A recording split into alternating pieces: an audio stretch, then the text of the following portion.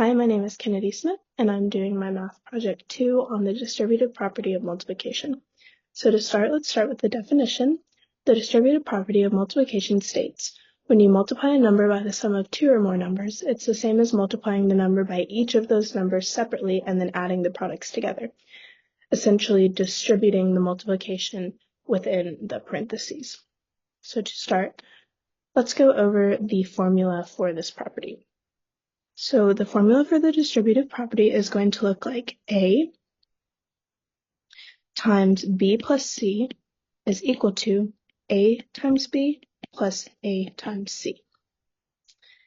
So that is just going to be our baseline formula. So with that in mind, we're going to start off by showing an example.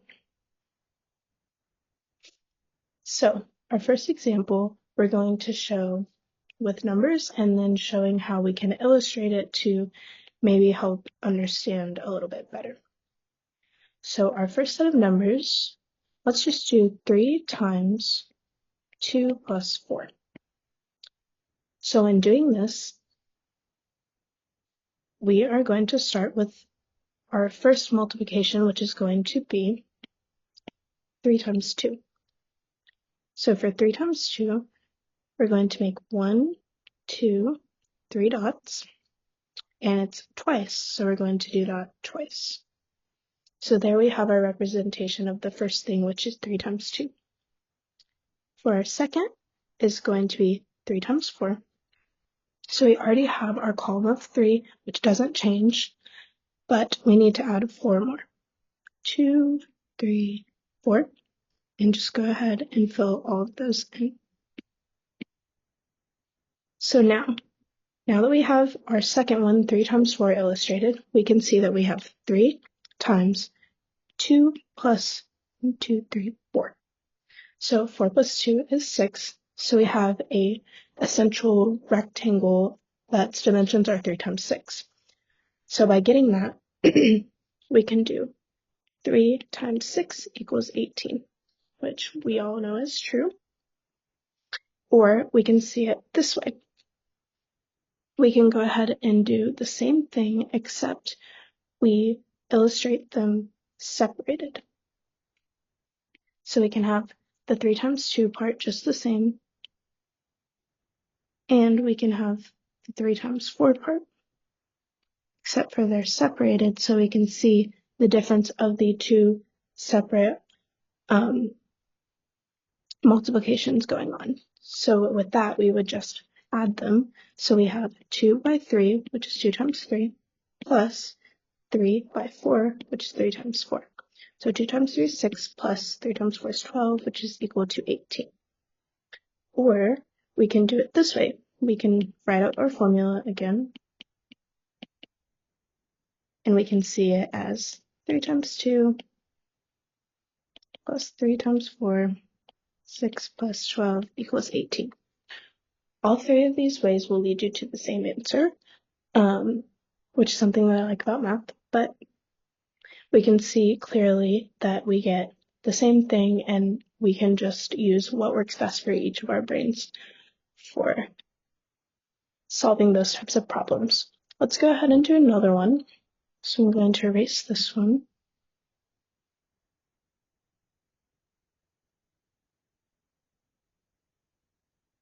Okay. This one now, let's use numbers 4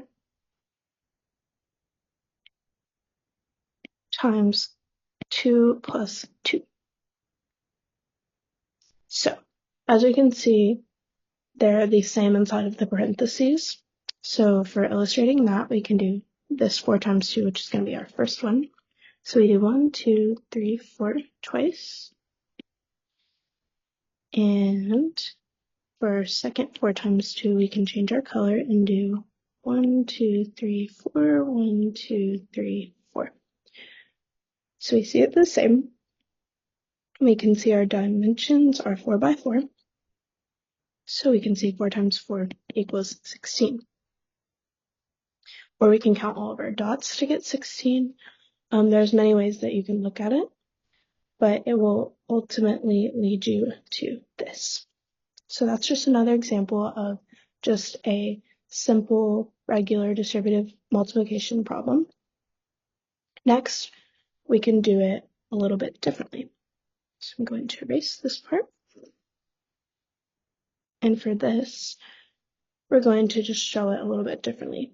So we can also do A plus B in parentheses times C is equal to A times C plus B times C. So if we're adding numbers to this, we can go ahead and color code them by each variable. So for A, we're going to do 6. And for B, we're going to do 4. And for C, we're going to do 3. These colors are a little bit light. So that we will get 6 times 3. And we will also get 4 times 3.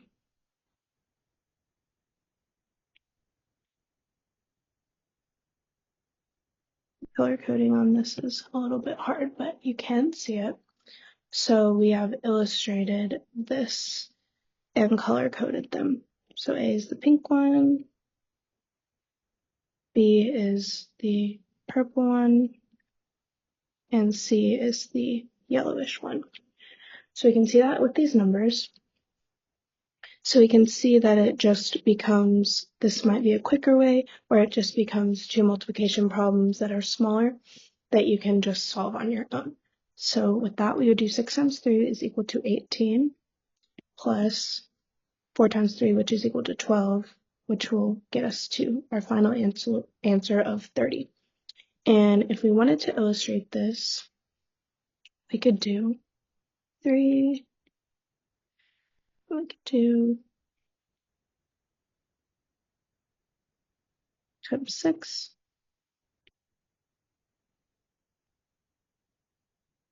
just like our other examples. And then we can do 3 times 4. And this way, you can add them up, or you can see the 6 plus the 4 is equal to 10 times 3, and that's an easier way of getting our final answer of 30. So that is just a different way of looking at it.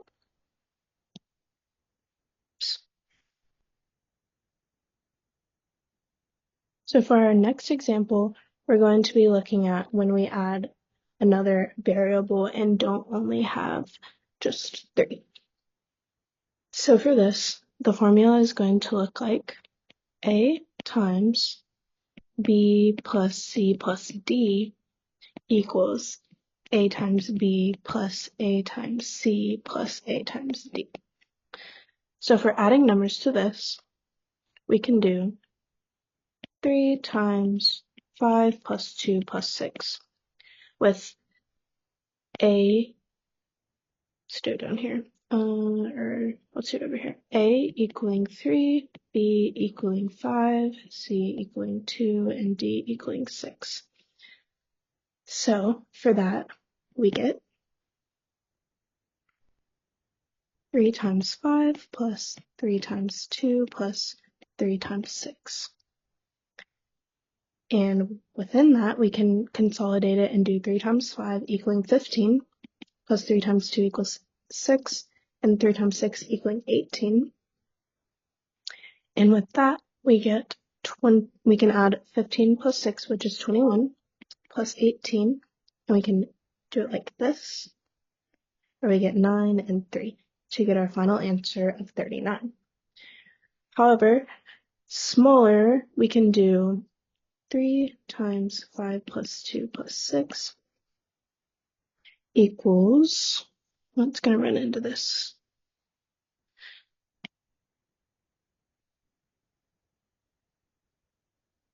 So that would be equal to 3 times 5 plus 2 is 7, so 7 plus 6.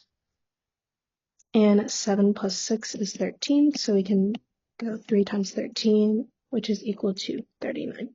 So either way, we get the same answer, and this is just with a little change with adding d as a variable.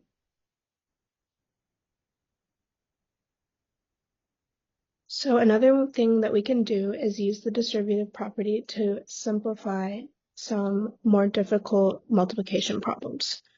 So, for example, if we were going to multiply 21 times 50, you might not be able to do that off the top of your head, so we can simplify this into 20 plus 1 times 50.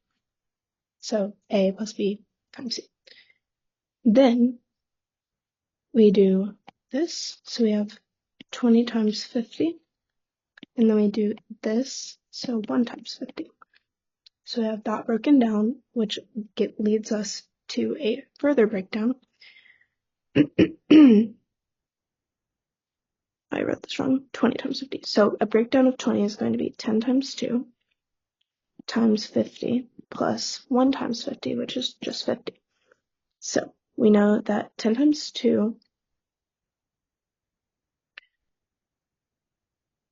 and then times 50. So we're going to do that, which will lead us to 10 times 100 plus 50. And then that will lead us to our final answer of 1,000 plus 50, which equals 1,050.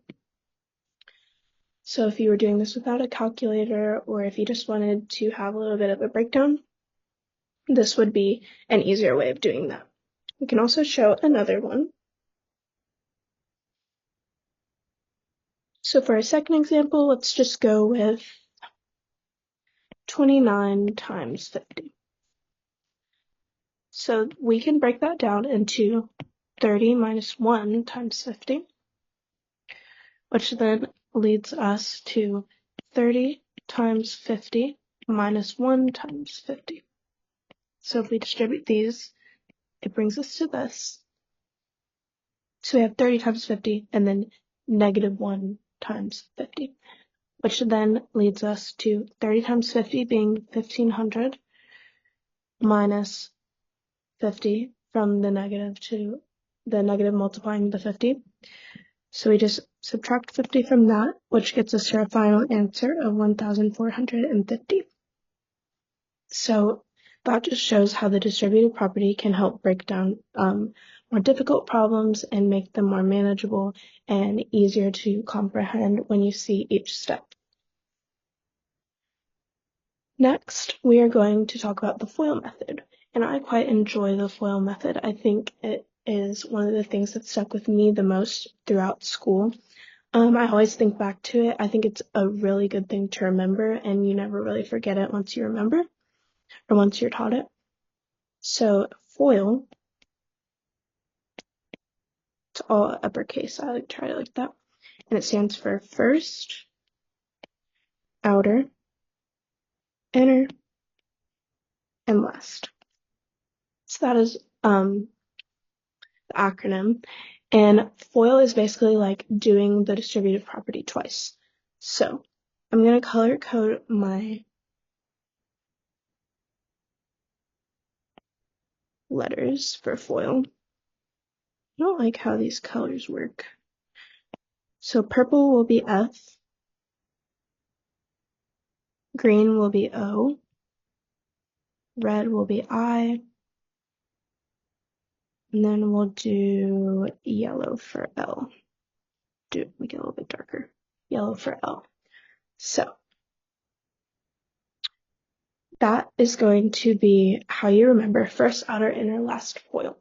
So like I said, it's doing the distributive property twice. So I'm going to go ahead and show you an example of that. So let's do 3 plus 2 times 6 plus 4.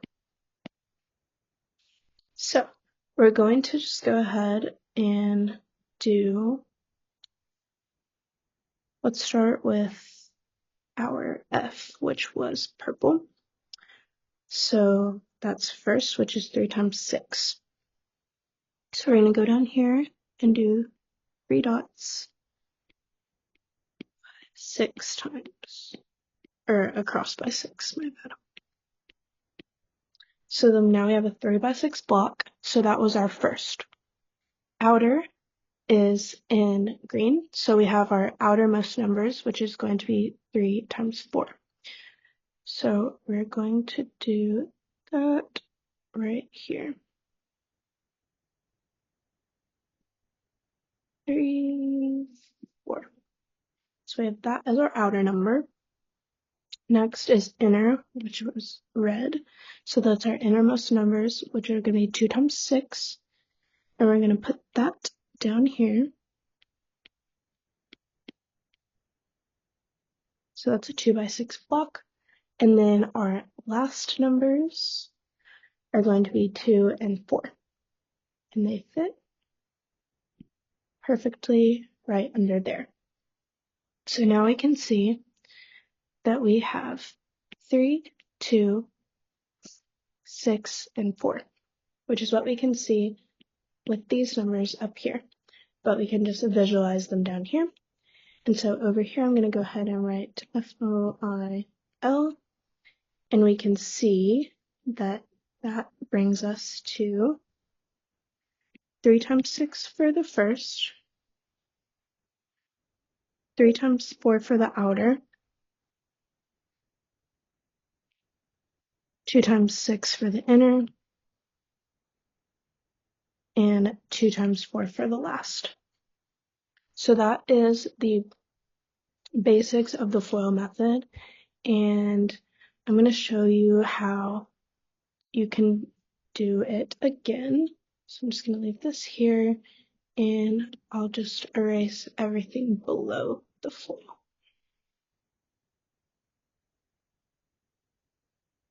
Okay, so we're keeping the FOIL acronym just so that we can remember. And for our next example, let's just go ahead and do 4 plus 2 times 1 plus 5. So this is going to be our next example. So instead of visualizing it, let's go ahead and write it out like this. FOIL.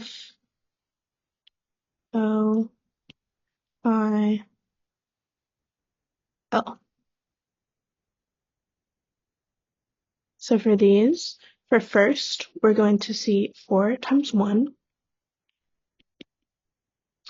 For outer, we see 4 and 5, so 4 times 5. Inner, we see 2 and 1, which is 2 times 1. And then last, we see 2 and 5, which is 2 times 5.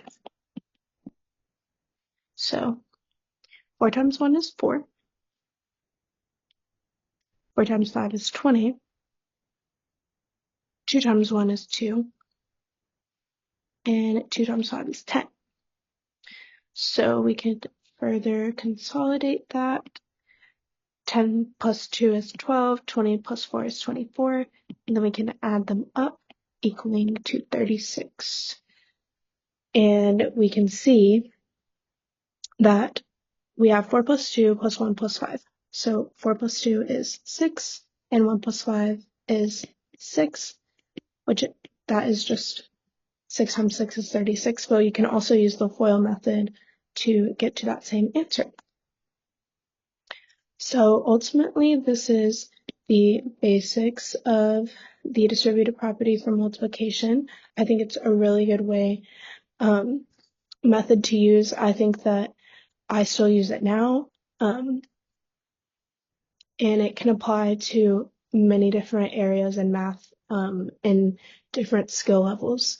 And so I hope that these examples helped everyone learn and that I explained clearly. And thank you for watching.